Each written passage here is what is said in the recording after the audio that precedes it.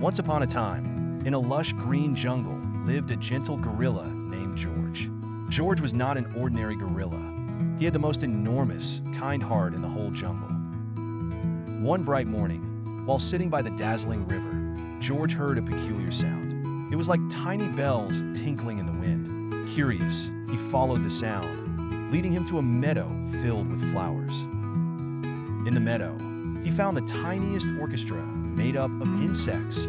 There was Bella the bee on the violin, Sammy the snail on the cello, and even Freddie the firefly conducting with his glowing bat. George was amazed by their music, which sounded like nothing he had ever heard before. George decided to stay and listen, forgetting all about his afternoon banana snack. He was captivated, swaying gently to the rhythm. Bella saw George and decided they needed a thundering drum for their music.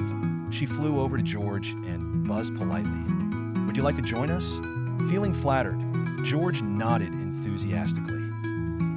He made a gentle beat on the ground with his enormous hands. The insects cheered, creating an even more delightful symphony as George kept the rhythm. Over time, the meadow became the happiest place in the jungle. Animals from far and wide came to witness the gorilla and his tiny orchestra.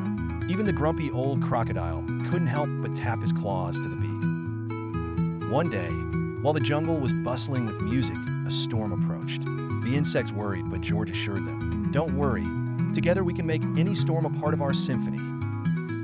And so, as the first raindrops fell, George's drumming mimicked the thunder, while the insects harmonized with the rain, creating the most enchanting music the jungle had ever heard. And from that day, George and his tiny friends played on, proving that great friendships could create the most beautiful music, no matter the circumstance.